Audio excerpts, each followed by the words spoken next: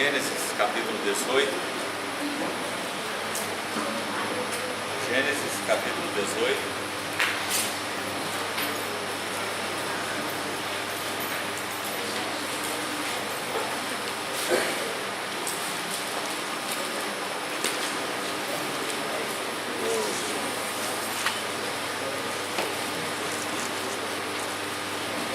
Verso 17.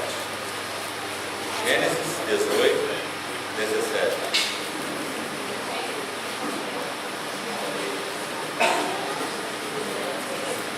Disse o Senhor: ocultarei a Abraão o que estou para fazer? Disse o Senhor: ocultarei a Abraão o que eu estou para fazer? Segundo livro das Crônicas, capítulo 20, verso 7.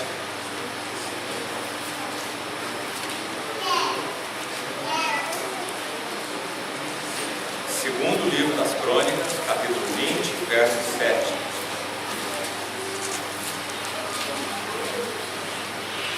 Porventura, ó nosso Deus, não lançaste fora os moradores desta terra de diante do teu povo Israel, e não a deste para sempre a posteridade de Abraão, teu amigo?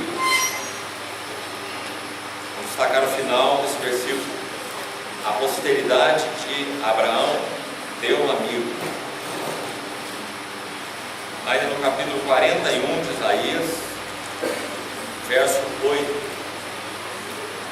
Isaías 41, 8.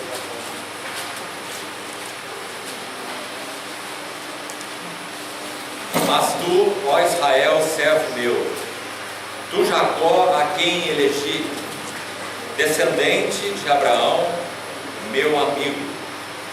Amém? Destaquemos a última frase: descendente de Abraão, meu amigo. E o último texto, epístola de Tiago, capítulo 2.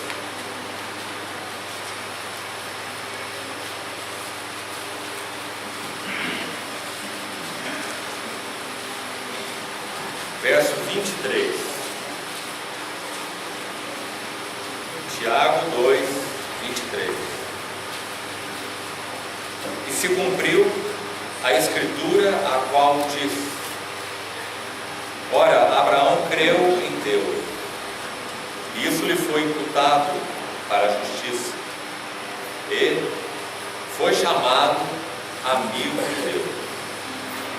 Também destacando essa última expressão: foi chamado amigo de Deus.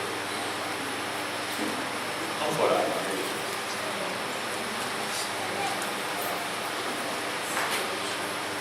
Querido Pai Celestial, somos agradecidos por podermos nos acercar de Teu Filho e de Tua Palavra nessa noite, chamados à comunhão de Teu Filho Jesus Cristo. Por Tua misericórdia e fidelidade, abre uma vez mais os nossos olhos, para vermos algo mais de Tuas riquezas e belezas. Ilumina Tua Palavra, e Tu, ó bendito Espírito Santo, que inspiraste essa palavra, nos equipa para que possamos compreendê-la e tê-la aplicada nos nossos corações. Por amor de Teu nome, Senhor, oramos. Amém. Nós então temos visto até aqui, diz respeito a esse assunto das necessidades de Deus. Como temos falado, só o Espírito Santo pode abrir nossos olhos para vermos que o Deus eterno, perfeito, Ele é um Deus que busca cooperadores, não por necessidade inerente, já que Deus é completo em si mesmo e é satisfeito consigo mesmo. Esse é o Deus da Bíblia. Mas esse Deus autolimitou-se de alguma maneira, assim como autolimitou-se na encarnação do Filho, do Verbo. Também autolimitou-se que concerne a execução da sua obra, porque Ele determinou que Ele não a faria sozinho, mas que Ele chamaria cooperadores. A grande questão diante do Senhor é o que Ele fará com esse cooperador. Já que, como temos visto, a nossa matéria-prima não é nada boa. Quando nós fomos regenerados, sem dúvida, conforme as palavras do Senhor, através do profeta Ezequiel, capítulo 36, a profecia de Ezequiel diz que o Senhor nos daria um coração novo, também nos daria um espírito novo, e além disso, poria em nós o seu espírito, para que nós andássemos os seus caminhos, observássemos os seus preceitos. Mas nós sabemos muito bem, pelo ensino do Novo Testamento, que vai desglossar com muito mais exatidão e minúcias essa obra do Espírito Santo na vida do crente, e não o Velho Testamento, mas sim o Novo Testamento.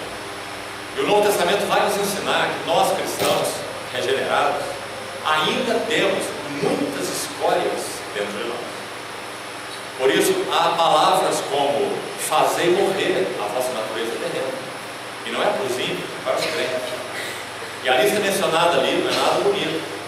Diz a prostituição, a impureza, a lascívia, a avareza, que é a idolatria.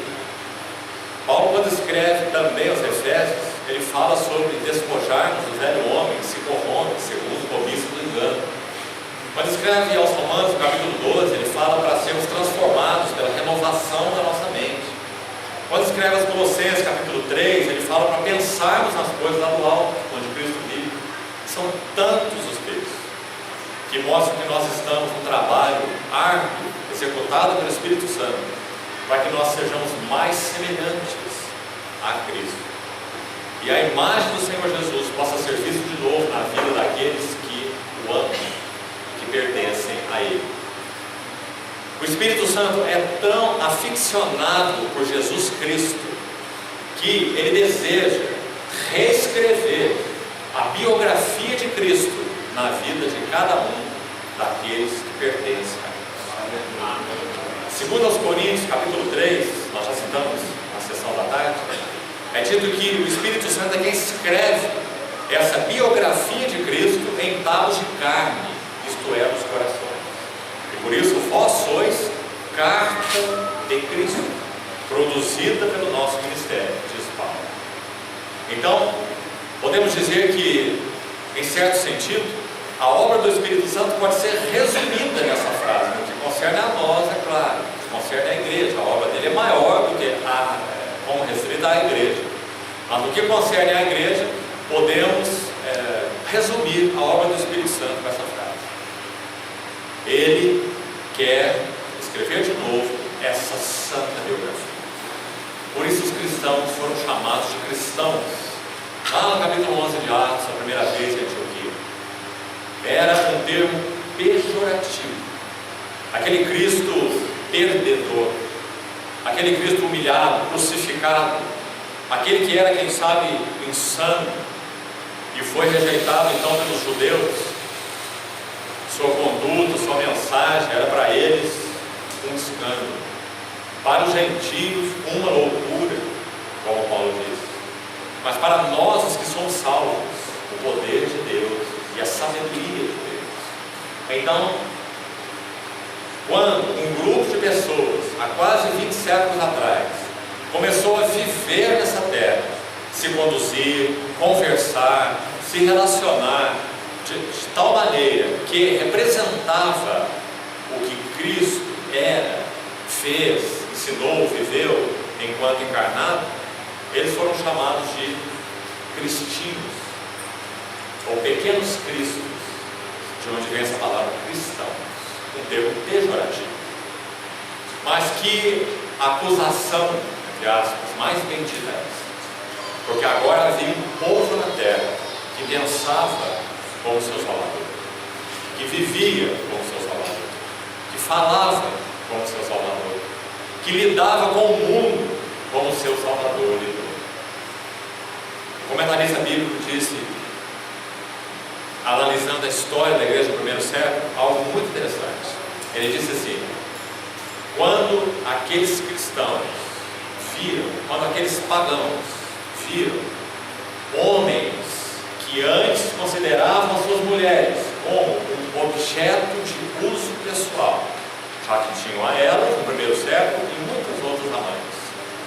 Aquelas mulheres que odiavam seus maridos, porque eles a tratavam assim. Agora viam lares cristãos, maridos e mulheres, no qual o marido amava a sua esposa como Cristo amou a igreja e se entregava por ela. As esposas se submetiam aos seus maridos alegre e voluntariamente, assim como a igreja sujeita a Cristo. Então esse irmão vai dizer: foi esse o testemunho que virou o Império Romano de pernas pro ar. E sem dúvida foi os cristãos. Então, queridos irmãos, o alvo, o foco do Espírito Santo é realizar essa obra em nossos corações, formar a imagem de Cristo em nós. Agora, para quê? Isso é um ponto final que termina aqui? Não. Para a glória de Cristo. Porque tudo que Deus o Pai faz é para a glória de Cristo.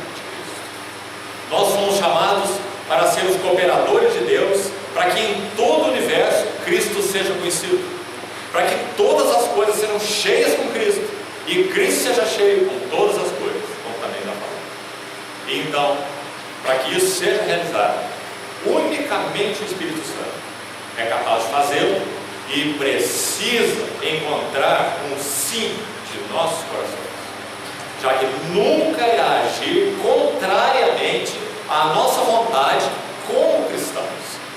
Sim, quando nós éramos ímpios, careceu de uma ação sobrenatural do Espírito Santo, fazendo de uma maneira soberana e maravilhosa, com que nossa vontade fosse conduzida a buscar Deus e a querer Deus. Já que, se entendemos bem a Bíblia, nós não estávamos desmaiados quando nós éramos ímpios, mas nós estávamos mortos em delitos e pecados. Então o Espírito Santo teve que realizar uma obra extraordinária, trabalhando a nossa vontade rebelde, para que ela fosse constrangida aos pés do Senhor Jesus. E Ele o fez. Mas agora que nós já somos regenerados, o Espírito Santo trabalha como aquele doce soberano, batendo a porta, para que então nós voluntariamente digamos sim e nos rendamos ao Senhor, para que mais esse trabalho do Espírito Santo de formar Cristo seja realidade nos nossos corações. É um assunto de constrangimento, no sentido exato, real da palavra. Ele vai colocando passo a passo aquelas benditas cadeias em nós. Ele vai amarrando nossa vontade, amarrando nossos pensamentos, desde que nós digamos um sim a Ele. Irmãos, esse é o segredo do nosso avanço na vida cristã. Permitirmos que a palavra de Deus, um dos aspectos do trabalho da cruz em nós é esse. Permitirmos que a palavra de Deus opere em nós e faça essa obra bendita. A palavra de Deus é obra em si mesma. Ela é obra. Hebreus 4,12. Ela é viva e eficaz. E tem aqueles dois gumes. Um gume da morte, capaz de tirar os entulhos de nós, e um gume da ressurreição, capaz de trazer, de fazer, de formar uma nova natureza em nós, um novo caráter em nós. Então, nós temos visto nesses dias algo sobre essas necessidades de Deus. Hoje nós vamos andar um passo mais nesse assunto, e nós vamos examinar um texto, nos focando nele principalmente, e, se for possível, se tivermos tempo, o capítulo seguinte, que nos mostra um contraste marcante, poderoso, capaz de nos ensinar muitas lições espirituais no que concerne às necessidades de Deus. E esses dois capítulos são os capítulos 18 e 19 do livro de Gênesis. E por isso nós lemos os textos iniciais, as 3 vezes únicas em toda a Bíblia em que Abraão é chamado amigo de Deus. É certo que nosso Senhor teve muitos amigos, mesmo no Velho Testamento. Sem dúvida, Davi foi íntimo de Deus, um homem segundo o seu coração. Moisés viu o Senhor, claro, na limitação do que era possível, como ele disse, como que pelas costas, o Senhor disse, algo da glória do Senhor. O Senhor falava com Moisés face a face. Sem dúvida nenhuma, Moisés teve intimidade com Deus, como vários outros. Mas o único homem do Velho Testamento que é chamado literalmente de amigo de Deus é Abraão. E isso 2 vezes no Velho Testamento, segundo Crônicas 20 e Isaías 41. E Tiago cita esse fato no seu 2º capítulo, que nós acabamos de ler. E, resumindo essa história aqui, para irmos aos capítulos, Deus tirou Abraão da terra das trevas, Ur dos Caldeus. Segundo a história, Ur dos Caldeus tinha algo em torno de 5.000 ídolos diferentes. E ainda segundo a história mais acurada, a própria família de Abraão manufaturava ídolos. Então foi ali que Abraão nasceu, nas trevas absolutas, conhecendo nada de nada a respeito de Deus. Então Deus decide fazer uma visita para Abraão. Benditos visitas. Ele fez 7 para Betânia, ele fez 11 para Abraão. E a primeira visita está registrada não no livro de Gênesis. No livro de Gênesis 11, os últimos versículos, ela está implícita. Mas ela está registrada em Atos capítulo 7. Quando Estevão dá o seu testemunho, e Lucas registra em Atos 7, dizendo assim: o Deus da glória apareceu a Abraão quando ele estava em Ur, na Mesopotâmia. O Deus preferido dos habitantes de Ur tinha um nome parecido com o da cidade, se chamava Urki, que era o Deus Lua. Esse era o preferido deles. E foi de lá que o Deus da glória tirou Abraão e se revelou a ele. Agora, na história de Abraão, que também não é o nosso foco estudar nessa noite, o Senhor faz 11 visitações a Abraão. Irmão, busque nos capítulos 11, versos finais de Gênesis, apenas os versos finais do capítulo 11, ali está implícita a primeira visita, como já dissemos, que está explícita em Atos 7, e a partir daí são mais 10 visitas, do capítulo 12 até o capítulo 22. Maravilhosas visitações. Sabe por quê? Olha a primeira e a última, para você ver o quadro. Na primeira, Abraão estava em Ur dos Caldeus, na Mesopotâmia. Absolutas trevas. E na última, você se lembra? Ele está colocando seu filho sobre o altar. Em outras palavras, ele está representando Deus Pai. O caráter de Abraão foi transformado de uma tal maneira que aquele que era trevas no meio das trevas, ele foi capaz de representar o caráter de Deus Pai. O que você acha disso? 11 visitações. Podemos dizer que a jornada de Abraão foi contemplando como por espelho a glória do Senhor, somos transformados de glória em glória, na sua própria imagem. E mais um detalhe para você admirar o quadro, antes de entrar no capítulo 18. Abraão não representa Deus apenas de uma maneira. Ele representa Deus o Pai de 2 maneiras. Uma está no capítulo 22, a outra no capítulo 24. No capítulo 22, Abraão representa Deus o Pai como aquele que oferece o seu único filho a quem ama, Isaac. E no capítulo 24, ele representa Deus o Pai como aquele que envia o servo fiel da casa, Eliezer, que é uma figura do Espírito Santo, para separar e preparar para o filho uma noiva. Abraão representando Deus Pai, como aquele que envia o seu filho e como aquele que envia o Espírito Santo. Onde nós vemos isso no Novo Testamento? Gálatas 4, para você não achar que nós estamos usando nossa imaginação e fazendo especulações.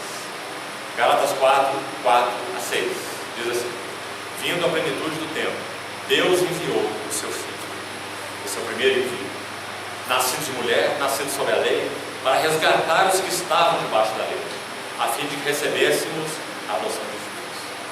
E ele continua assim: e porque vós sois filhos, agora vem o segundo envio, Deus enviou aos vossos corações o Espírito, Aleluia. Glória a Deus. que clama, Abba, de sorte que não és mais escravo, mas filho. E se és filho, és herdeiro da parte de Deus. Então, quanta transformação, desde a primeira até a última visita. Então você faria bem em estudar e procurar na sua Bíblia. Não vou dar as dicas para você, não costumo receber as coisas mastigadas, mas tome o capítulo 12 até o capítulo 22 e busque os lugares onde o Senhor visita Abraão, e você vai se encher do significado discipulado a Cristo, de glória em glória. Mas hoje nós vamos abordar uma das visitas do Senhor a Abraão, e essa é a 8ª visita do Senhor a Abraão. Ela está registrada no capítulo 18 de Gênesis, e aqui então nós vamos ler todo esse capítulo, passo a passo, e vamos ver quais são as necessidades de Deus. Não vamos perder a linha do encargo que o Senhor nos tem dado nesses dias para nós, as suas necessidades, não as nossas, as dele.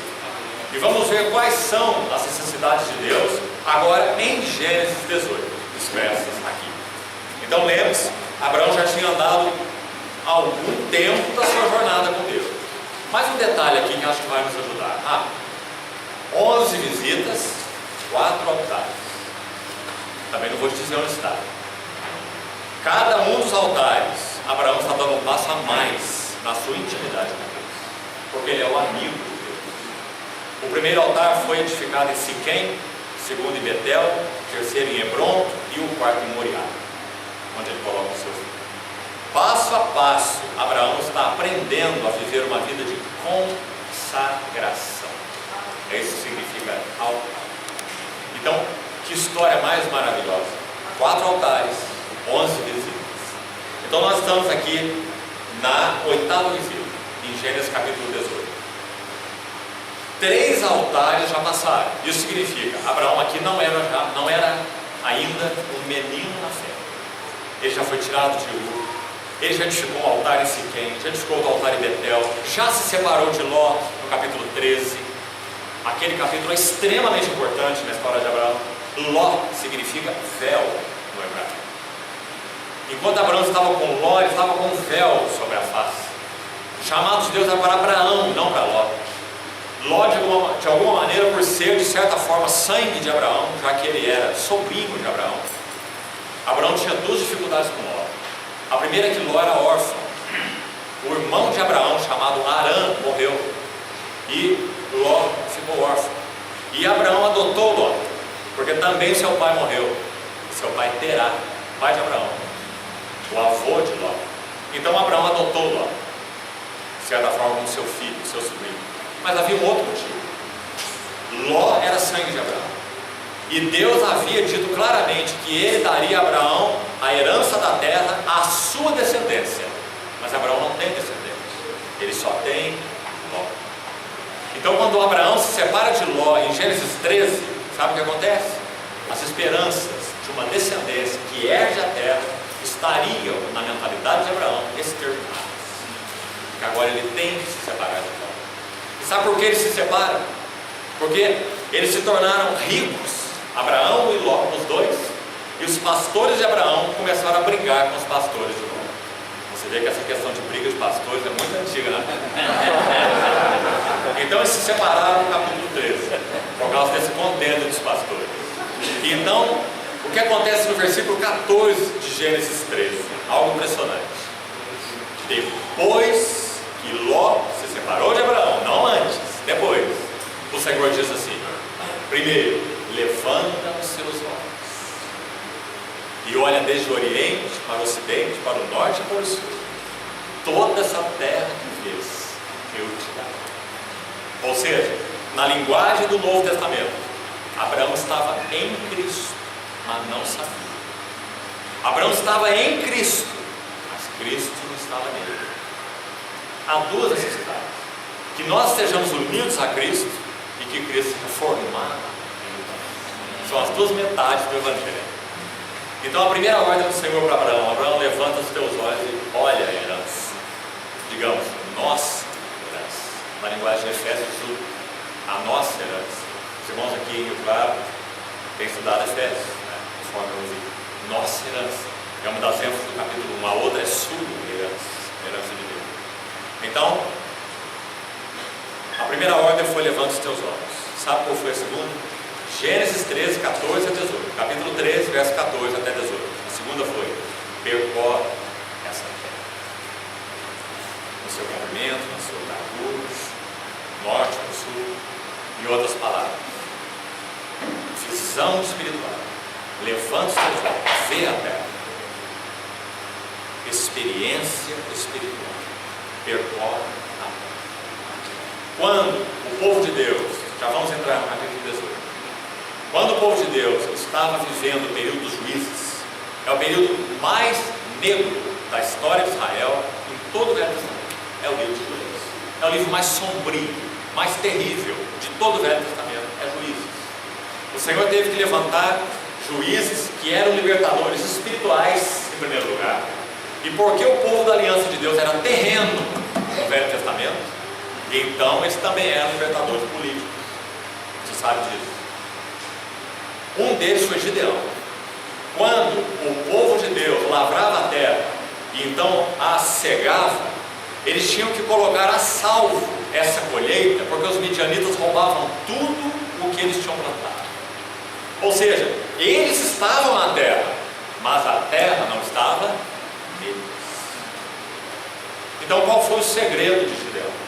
Gideão tomou o trigo e, ao invés de malhá-lo na eira para separar a palha do grão, Gideão foi malhá-lo no lagar, onde se pisa ovo, para pô-lo a salvo dos midianitas. Aqui há uma tipologia espiritual que nós não temos tempo para entrar em detalhes, mas é muito lindo. A única maneira de guardarmos a palavra de Deus em dias de provação é mediante o trabalho da cruz. O trigo malhado no lagar, onde a uva era pisada, figura da cruz, o trabalho da cruz. Então, a intenção de Deus é dupla: é que nós estejamos em Cristo, mas também que Cristo seja formado em nós. Se nós fôssemos usar talvez uma frase para resumir o livro de Juízes, talvez usaríamos a seguinte: eles eram como mendigos, pedindo esmolas em tigelas de ouro. Eles estavam na terra, mas a terra não estava neles. Então, quando nós chegamos à história de Abraão em Gênesis 18, Abraão já tinha passado por tudo isso. 1 altar, 2 altares, 3 altares. Capítulo 13 tem um terceiro altar, lá no versículo 18, quando Abraão se separa de Ló. Então ele vai morar em Hebrom.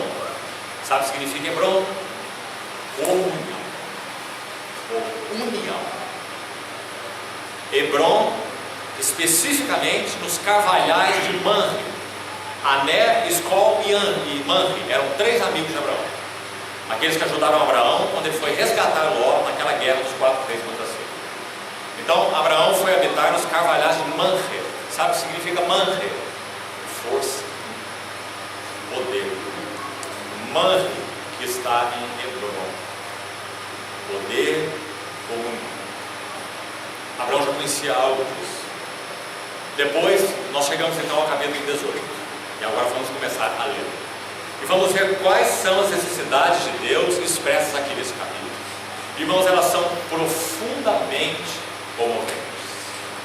O que o Senhor busca em nós, isso é admirável, baseado no que nós somos. Então é dito assim: apareceu o Senhor a Abraão. Então você sabe que é uma visita. Quando você for procurar as 11 visitas, elas são claramente descritas. Você não vai fazer nenhum exercício mental aí. Está muito claro. O Senhor aparece a Abraão e fala com Abraão. Essa é uma visitação. Então aqui está a 8ª. Apareceu o Senhor a Abraão nos carvalhais de Manre. Lá no capítulo 13, verso 18, você vai ver quando ele chegou lá e fez a sua tenda, a sua morada lá. Está em Hebrom, então. A tenda de Abraão estava em Hebrom. Quando ele estava assentado à entrada da tenda, no maior calor do dia. Abraão habitou em tendas, segundo o capítulo 11 de Hebreus, porque ele aguardava a cidade que tem fundamentos, da qual Deus é o arquiteto e edificador. É dito que se ele se lembrasse de onde ele tinha saído, ele teria a oportunidade de voltar. Mas ele aspirava uma pátria superior, isto é, celestial. E é dito algo tão lindo em Hebreus. É dito que por isso Deus não se envergonhava dele e dos outros patriarcas de ser chamado seu Deus, porquanto ele se preparou uma cidade. Isso fala do trabalho transformador de Deus na vida deles, de tal forma que realmente esses servos do Senhor não amavam o mundo, nem as coisas do mundo. Então Abraão estava sentado à porta da tenda no maior calor do dia. Levantou ele os olhos, olhou, e eis 3 homens de pé em frente dele. Abraão deve ter assustado aqui com esses 3. Vendo-os, correu da porta da tenda ao seu encontro, prostrou-se em terra e disse: Senhor meu. Essa é uma expressão destinada a Deus mesmo. Abraão viu que entre aqueles 3 homens, nós vamos ver no relato, havia um que não era um anjo, 2 eram anjos, um era uma cristofania, ou teofania, se preferir, uma aparição, uma revelação do Cristo eterno antes da encarnação. Não é a encarnação, o verbo se fez carne por meio de Maria, revelação do Espírito Santo. Mas há muitas teofanias no Velho Testamento, que são aparições do Logos, porque toda divindade só pode ser conhecida através do verbo, que é o Filho. E o verbo se manifestou de diversas formas no período do Velho Testamento. Uma delas figuradas, e algumas delas literais, em forma física. Melquisedeque é uma teofania, um tipo de Cristo literal no Velho Testamento. E aqui nós temos outro. Então Abraão diz: Senhor meu, se acho mercê em tua presença, rogo-te que não passes do teu servo. Irmãos, esse capítulo 18 é uma história de amor. Então, olhe para ela dessa maneira. Faça o quadro, vá montando o quadro, os detalhes na sua mente. Abraão está na sua tenda no maior calor do dia, lá em Hebron, na sua casa. Olha de longe e vê aqueles 3 homens, digamos assim. Ele reconhece que um deles é o Senhor.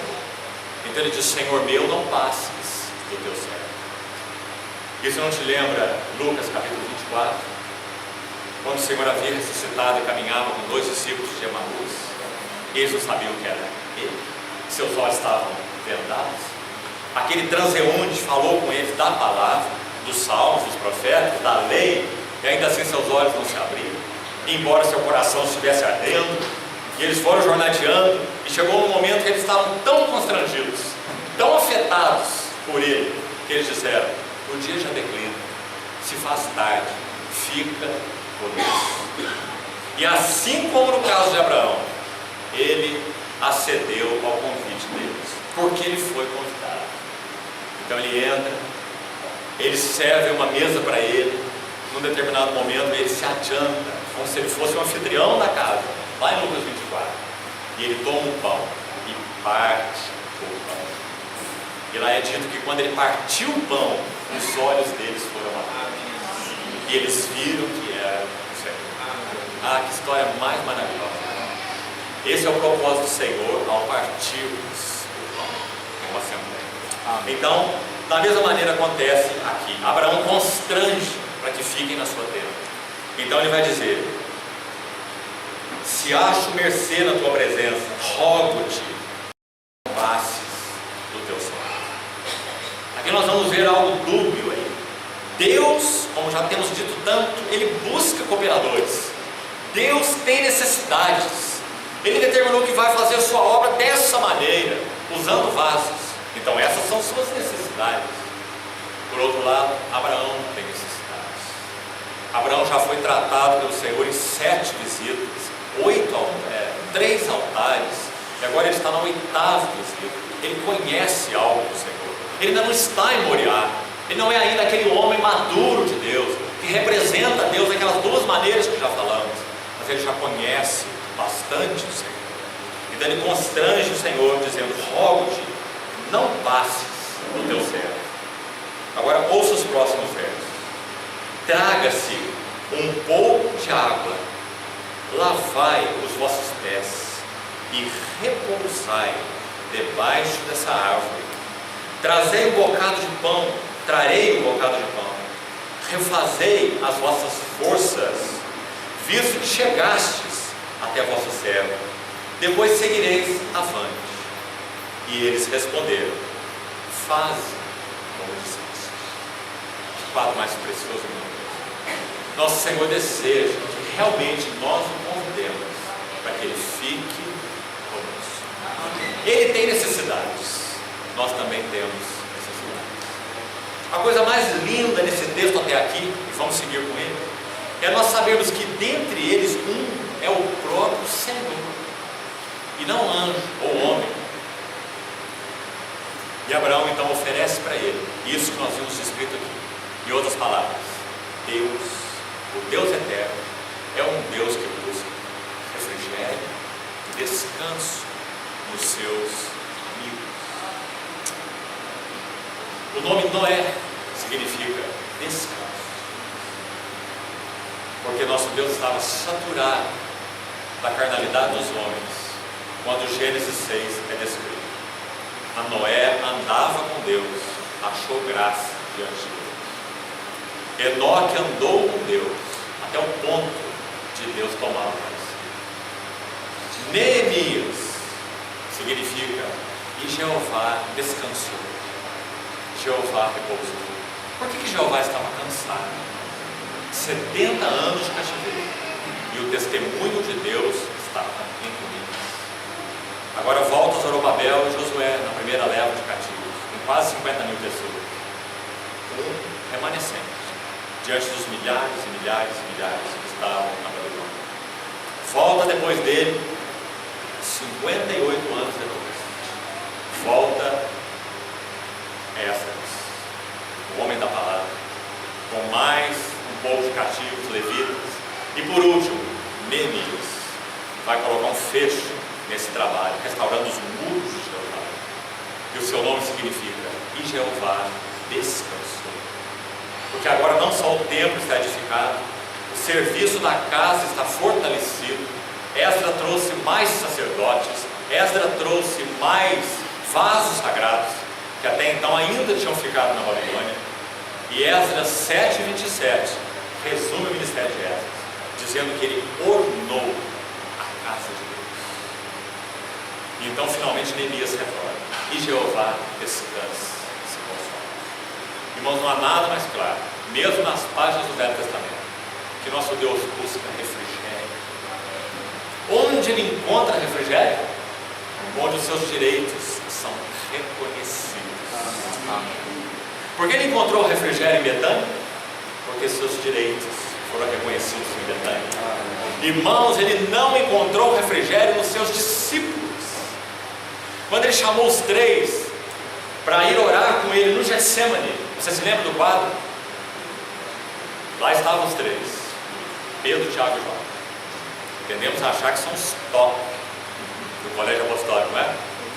Irmão, a carne mais dura vai para a panela primeiro. Por isso o Senhor chamou Pedro, Tiago e João.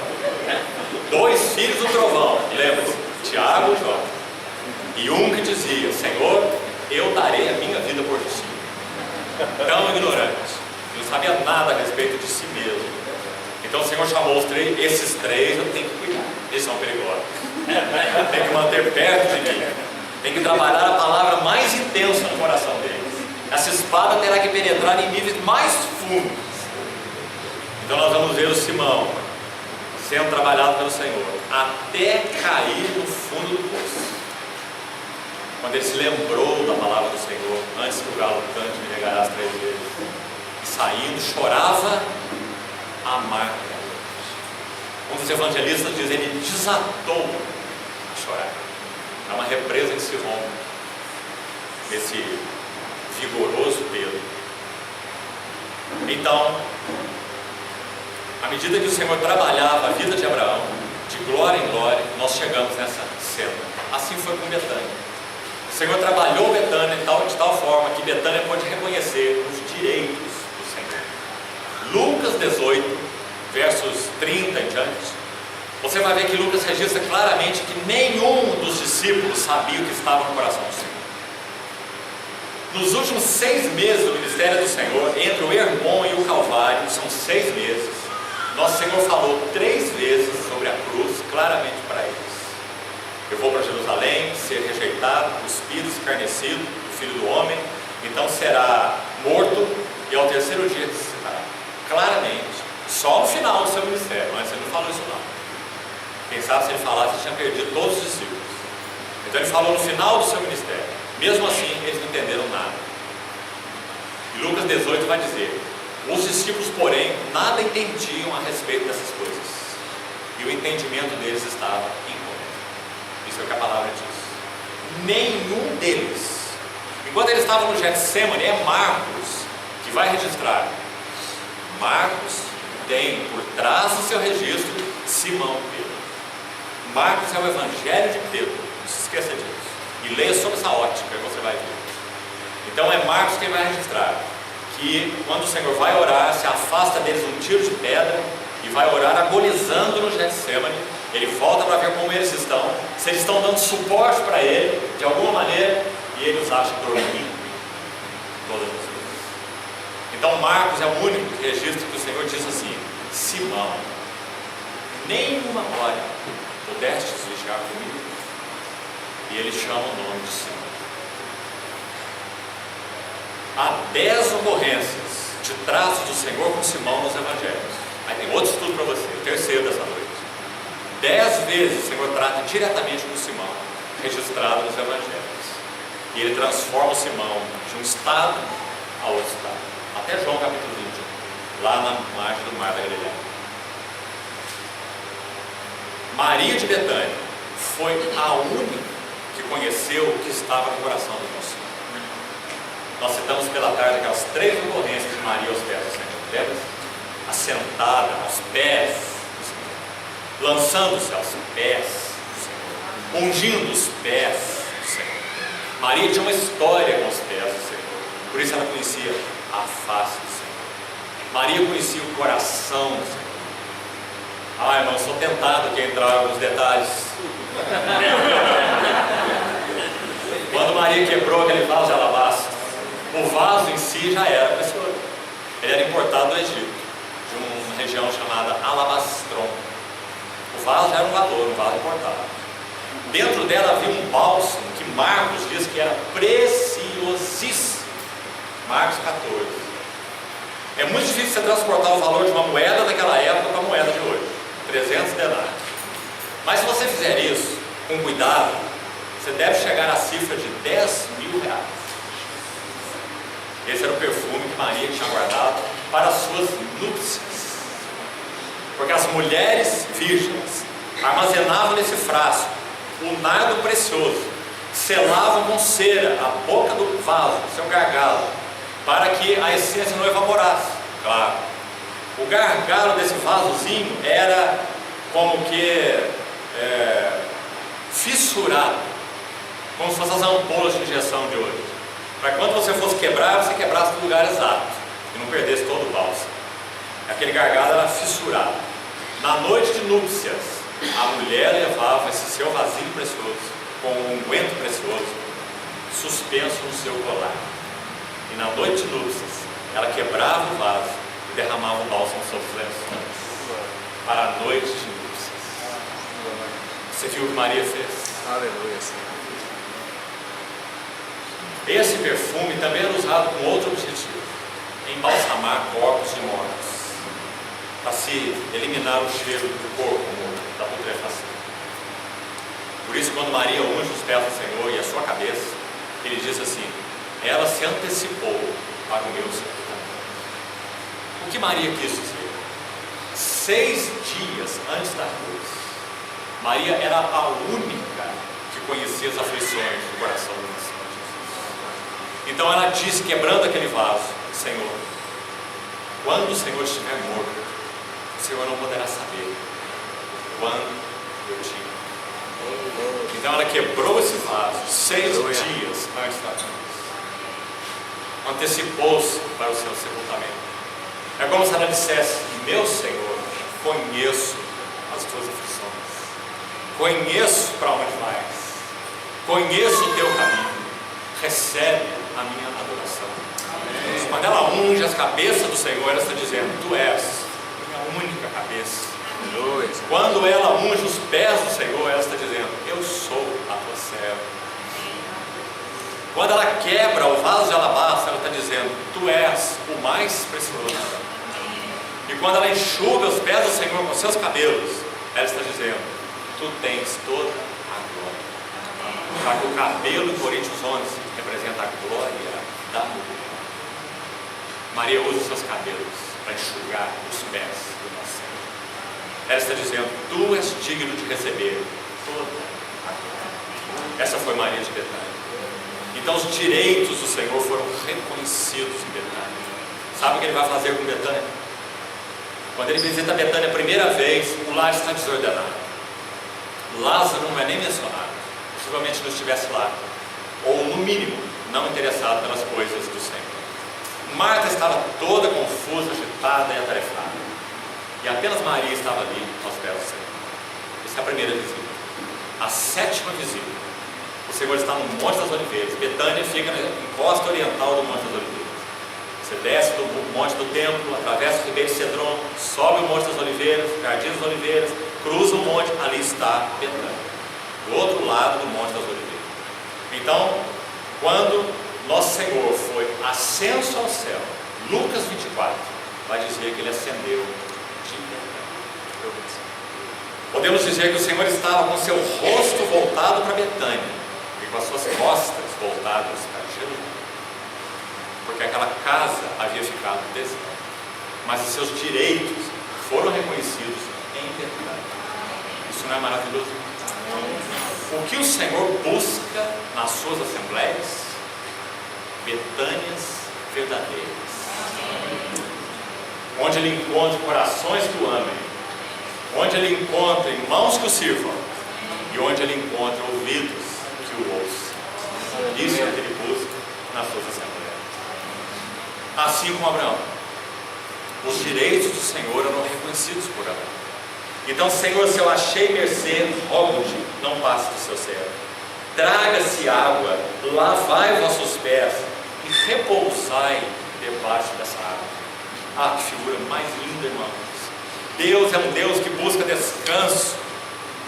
Se o Espírito Santo tem encontrado lugar para laborar em nossas vidas e formar o caráter de Cristo em nós, lembre-se, a pomba somente repousa sobre o cordeiro. E é isso que o Senhor busca então em nossas vidas: o caráter do cordeiro, repouso e refrigério. Agora veja a beleza desse quadro, verso 6. Já que o Senhor disse com esses dois anjos amigos aí: faze como disseste, então Abraão se apressou. Quase podemos imaginar a figura na nossa mente, não é? Abraão como dizendo: ah, Senhor, então deixa eu providenciar rápido algo. Então ele se apressou. Primeira coisa, ele corre, verso 6, para a tenda de Sara. Como que dizer, mulher, prepara alguma coisa ali, eles vão ficar aqui. Verso 6, amassa depressa 3 medidas de flor de farinha. Isso é tipológico no Velho Testamento. Significa uma refeição de comunhão. 3 medidas de flor de farinha. Naquela parábola que o Senhor contou em Mateus 13, uma mulher escondeu um pouco de fermento em 3 medidas de farinha, até ficar tudo levedado. Aquilo não fala do significado benéfico do Evangelho alcançando toda a terra. Definitivamente não. O sentido daquelas parábolas é negativo.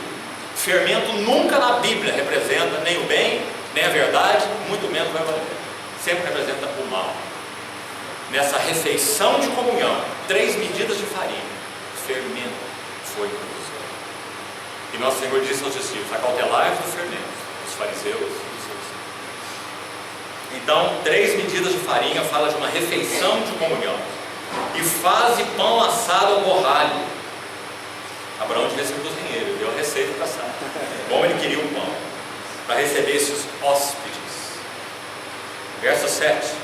Abraão, por sua vez, correu ao gado, tomou um novilho, tenro e bom, e deu ao criado, que se apressou em prepará-lo. Tomou também coalhada e leite, e o novilho que mandara preparar, e pôs tudo diante deles. Agora vamos ler essa frase com cuidado. E permaneceu de pé junto a eles, debaixo da árvore. Você consegue visualizar o Abraão aí? Ele está vendo aqueles três para os quais ele preparou a refeição, seus ossos. Ele está de pé com o Abraão. Ele sabe quem está lá. Ele está vendo aqueles três desfrutarem do que ele tinha para oferecer. Os direitos do Senhor foram reconhecidos. Abraão está tendo o privilégio de dar uma água fresca para eles lavarem os pés, uma refeição de comunhão, coalhada e leite, preparar aquele carneiro tenro e bom. Deus busca refrigério e descanso. Na medida que o Espírito Santo encontrar lugar para trabalhar em nós, irmãos, isso que nós lemos aqui que Eduardo chamou de gozo, isso que nós lemos aqui que John Owen chamou da mesma maneira, esse enlevo espiritual, isso é resultado do Senhor encontrar prazer nas nossas vidas. Não entristeçais o Espírito de Deus, o qual foram selados para o dia da redenção. Podemos preparar refrigério e descanso para o Senhor em nossas vidas. Longe de vós toda amargura, cólera, ira, gritaria e blasfêmias, e bem assim toda malícia. Antes sede uns para com os outros compassivos, benignos, perdoando-vos. Sede imitadores de Deus como filhos amados, andai em amor, esse é o lugar do seu descanso. É isso que ele tem buscado em nós. Então está Abraão ali quieto, de pé, junto a eles, debaixo da árvore. E eles comeram. Abraão não tem nada para dizer. Abraão não tem pergunta para fazer. Abraão não é mais um menino espiritual. Se ele fosse um menino espiritual, quantas perguntas, uma lista de perguntas, não é? Para esse hóspede.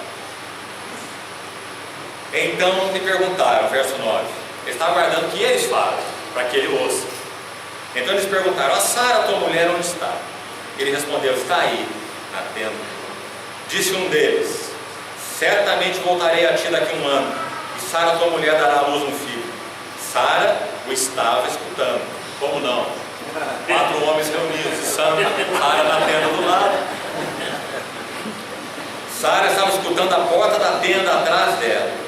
Abraão e Sara eram já velhos, avançados em idade, e a Sara já lhe havia cessado o costume das mulheres.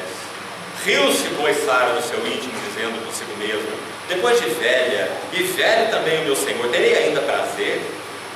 Agora veja, disse o Senhor, não um anjo, seja ele de qualidade for. Um dos três era o Senhor. Então vamos ver na sequência do texto. Já aqui vemos: disse o Senhor a Abraão: por que se riu Sara, dizendo: será verdade que darei ainda à luz sendo velho?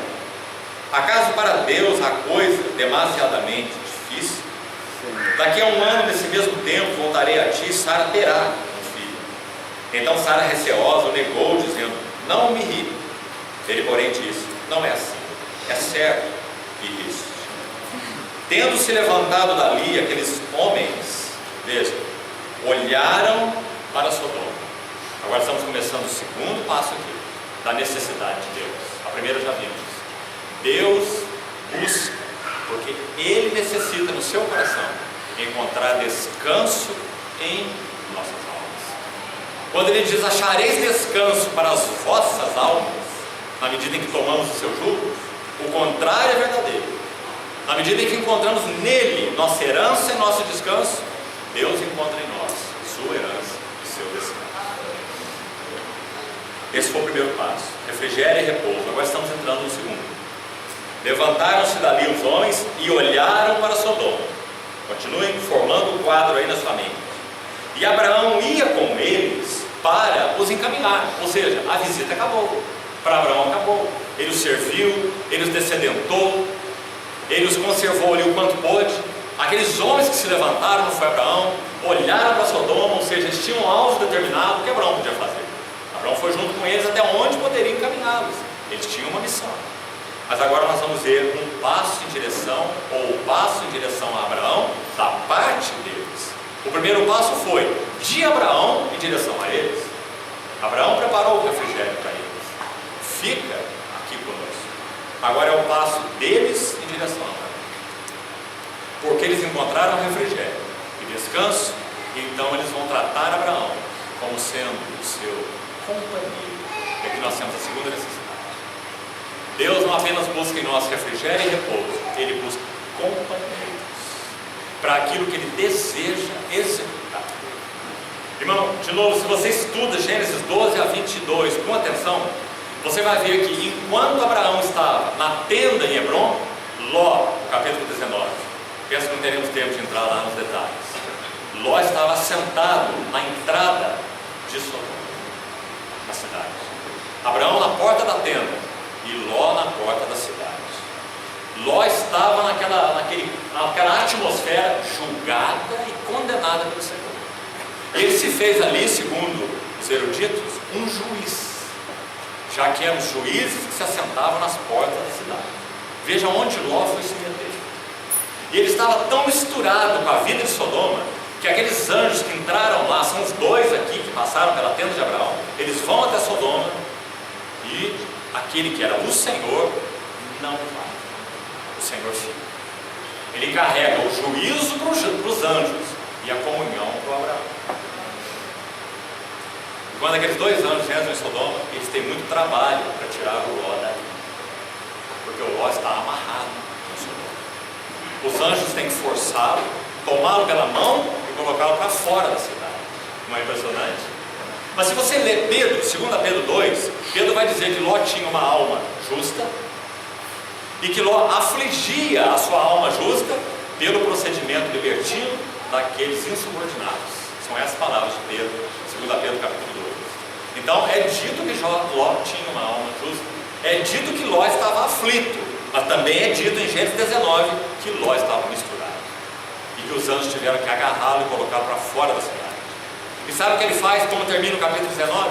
Eles mandam que ele suba no monte, os anjos, e ele diz: não, meu Senhor, eu quero ir para aquela pequena cidade chamada Zoar. Era uma das cidades que estava debaixo do julgamento. Zoar significa insignificância no hebraico. Zoar. E na tipologia bíblica, Zoar é um pequeno pedaço do mundo. Já que o foco do juízo de Deus era Sodoma e Gomorra, Zoar chama Zoar porque era um pequenino povoado, insignificante. Zoar. Mas era um pequeno pedaço do mundo. Ló queria sair de Sodoma e queria ir para Zoar. Nada iria mudar, porque ali estava o coração de Ló. Não só dele, mas da sua esposa. Quando olha para o seu tesouro, onde está seu tesouro, está o seu coração. A mulher de Ló olha para o seu tesouro e se torna uma estátua de sal. Então é essa situação que vemos aqui. Gênesis 18, que estamos lendo, versículo 17. Quando Abraão estava encaminhando esses homens, verso 17 vai dizer: disse o Senhor, mais uma vez você vê que não era o anjo, o próprio Senhor: ocultarei a Abraão o que eu estou para fazer? Então aqui nós estamos vendo uma segunda necessidade de Deus. Sim, irmãos, Ele busca ansiosamente companheiros para aquilo que está no seu coração realizar. Ele não quer realizar nada sem revelar isso aos seus companheiros, aos seus servos. E agora, por favor, dê uma parada aqui rapidamente e abra, por favor, Marcos capítulo 11. Vamos ver uma ilustração rápida aqui. Marcos capítulo 11, versículo 11. Aqui nosso Senhor está visitando Betânia mais uma vez. Já fizemos uma primeira comparação aí entre a visita a Abraão e a visita a Betânia.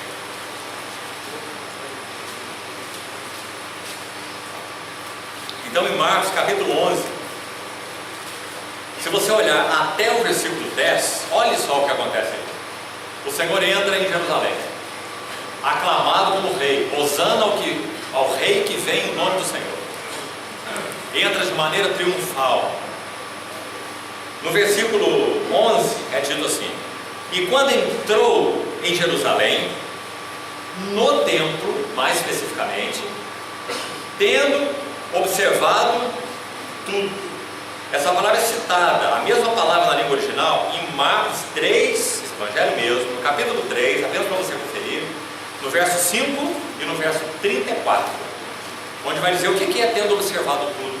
Significa observar tudo e todos ao redor, com detalhes, uma longa observação, não é apenas passar os olhos. Ou seja, o Senhor entra em Jerusalém, no templo, aquilo que ele inicialmente considerava a casa do seu pai, purificou lá a primeira vez no início do seu ministério, vai purificá-la aqui pouco depois do que nós estamos lendo, a segunda vez no final do seu ministério. Então ele entra em Jerusalém, vai ao templo com a sua boca fechada, mas ele passa todo um final de tarde, muito provavelmente até a noitinha, observando detalhes do que aconteceu. E aí na sequência do relato nós vamos ver o que aconteceu. Olha o verso 15. E foram para Jerusalém. Entrando ele no templo, isso é no dia seguinte, ele passou a expulsar os que ali vendiam e compravam, derrubou as mesas cambistas, as cadeiras que vendiam pombas, não permitia que alguém conduzisse qualquer utensílio pelo templo. Eles, quando iam carregar suas cargas de um lugar para outro na área do templo, eles usavam o templo como atalho, sendo que aquele lugar era considerado um lugar sagrado, não era para se usar como atalho. Usar o templo, a área sagrada, como atalho era profanação, e o Senhor viu essa profanação. Verso 16: não permitia que alguém conduzisse qualquer utensílio pelo templo, também os ensinava e dizia: a minha casa será chamada casa de oração para todas as nações, vós a tendes transformado num covil de salteadores. Estamos lendo isso para nós vermos o que o Senhor viu no dia anterior, quando no versículo 11 é dito que ele, tendo observado tudo, que fala dessa observação meticulosa e cuidadosa. Agora, por que nós estamos lendo isso aqui? Porque nós estamos falando ali no capítulo 18 de Abraão, Gênesis, sobre Abraão, de companheirismo, que o Senhor não deseja executar nada sem tornar isso conhecido aos seus vasos. Ele iria expulsar esses profanos e vendilhões do templo, mas após observar todo esse detalhe no dia anterior, para onde ele vai? Você viu o restante do versículo? Retirou-se já no final da tarde para Betânia com os pés. Aquilo que ele viu em Jerusalém, aquilo que agonizou seu coração, ele carregou para Betânia. Não é dito aí que ele compartilhou Betânia, certo? Mas nós podemos imaginar a relação com o Senhor que o Senhor tinha com ele. Ele buscou o lar do seu refrigério, ele buscou o lar do seu descanso. Aquilo que ele não encontrava em Jerusalém, ele encontrava em Betânia. Deus busca companheiros. Abraão foi chamado o amigo. Irmão, o Senhor ganhe mais nos nossos corações. Companheirismo. Olha essa pergunta do verso 17. É como Deus não se contenta, mas assim com Zebeu. Como eu posso esconder do meu amigo Abraão? Porque eu estou para fazer companheirismo. Então, finalmente, verso 18: visto que Abraão certamente virá a ser uma grande e poderosa nação, e nela serão benditas todas as famílias da terra, porque eu o escolhi, para que ordene a seus filhos e a sua casa depois dele. Importante esse verso, né? Falando da família de Abraão. A fim de que guarde o caminho do Senhor, pratique a justiça e o juízo, para que o Senhor faça vir sobre Abraão tudo o que tem falado a seu respeito. Disse mais o Senhor. Então agora, terceiro aspecto: primeiro, refrigério e descanso; segundo, companheirismo; e o terceiro e último, e aqui concluímos, revelação. O desejo do coração de Deus é revelar os seus caminhos àqueles que o amam. É dito em Hebreus capítulo 3, citando a jornada do povo de Deus no deserto, que o povo de Deus jornadeou 40 anos pelo deserto e conheceu muitas obras de Deus. Então o autor de Hebreus diz claramente: viram as minhas obras por 40 anos, mas eu me indignei com aquela geração. E disse: estes sempre erram no coração, não conheceram os meus caminhos. As duas coisas são diferentes, né? conheceram as obras de Deus, não conheceram os caminhos de Deus. Os caminhos de Deus só conhecem os companheiros de Deus. Por isso aquele velho adágio: diga-me com quem andas e dir-te-ei quem és. Isso também é uma verdade espiritual. Então o Senhor não pôde ocultar os seus caminhos a Abraão, porque Abraão é o seu companheiro. Então é dito no verso 20: disse mais o Senhor: com efeito o clamor de Sodoma e Gomorra tem se multiplicado, e o seu pecado se tem agravado muito. Abraão não sabia nada disso. Revelação: descerei e verei se de fato o que tem praticado corresponde a esse clamor que é vindo até mim, e se não é assim, eu sabê-lo-ei. Então partiram dali aqueles homens e foram para Sodoma. Porém Abraão permaneceu ainda na presença do Senhor. Por isso você vai ler o capítulo 19 e vai ler que lá estão dois homens pelejando com Ló para tirá-lo de Sodoma, porque o Senhor não foi. Eles foram ao juízo e o Senhor permaneceu na comunhão, no companheirismo e na revelação. Por quê? Porque além disso, um passo mais, o Senhor iria encontrar em Abraão um intercessor.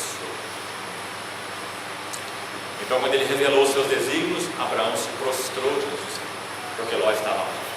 Então Abraão foi interceder daquela maneira como conhecemos. Ele começou com 50 justos e terminou com 10, pleiteando diante do Senhor: Senhor, não há nem 10 naquela cidade. Se houver 10, o Senhor preservará por amor dos 10? Sim, disse o Senhor, preservarei pelos 10. E quando Abraão chegou no 10, ele desistiu, porque ele viu que realmente o Senhor teria que julgar a iniquidade de Sodoma. Então é dito no versículo 33, último do capítulo 18: tendo cessado de falar a Abraão, retirou-se o Senhor, e Abraão voltou para o seu lugar.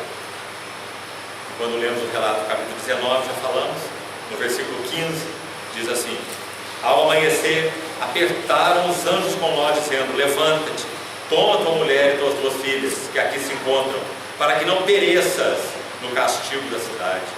Como porém se demorasse, pegaram os homens pela mão, e a ele e a sua mulher e as duas filhas, sendo-lhe o Senhor misericordioso, e o tiraram e o puseram para fora da cidade. E havendo-os levado fora, disse um deles: livra, salva a tua vida, não olhes para trás, nem pares em toda a campina, foge para o monte, para que não pereças. Respondeu-lhes Ló: assim não, Senhor meu. É muito interessante falar não e chamar o Senhor de Senhor, você não acha? É uma capacidade única. Pedro também tinha essa capacidade. Quando o lençol desceu do céu, para que Pedro entendesse algo sobre o Evangelho, de graça para os gentios, aquele lençol com animal imundo, Atos 10, aquela visão 3 vezes: Pedro, levanta, mata e come. Não, Senhor. Ele podia falar não, mas então não chame o Senhor de Senhor, diga só não. Mas o zelo religioso, a tradição de Pedro, foi capaz de levá-lo a dizer um não para o seu Senhor. E assim Ló. Eis que o teu servo achou mercê diante de ti, engrandeceste a sua misericórdia, me mostraste, salvaste minha vida. Não posso escapar no monte, pois receio que o mal me apanhe e eu morra. Ah, que pobre Ló! Não conhece o Senhor, teme pela sua própria vida, não conhece o juízo de Deus, a mente de Deus, não conhece nada. Verso 20: eis aí uma cidade perto para que eu possa fugir, e é pequena, permita que eu fuja para lá, porventura não é pequena, por isso Zoar significa insignificância. Nela minha alma viverá. Uma pequena Sodoma. Ló saiu da grande Sodoma e queria ir para a pequena Sodoma. Disse-lhe: quanto a isso estou de acordo. Interessante, não é? Porque os anjos pararam de pleitear com Ló. Queridos irmãos, muitas vezes o Espírito Santo tem que deixar falar com as nossas coisas, porque nós temos que assistir a Ele de tal forma que é necessário que nós experimentemos as sequelas de nossa rebelião, para que de alguma forma, ainda debaixo da misericórdia de Deus, nós possamos ser disciplinados.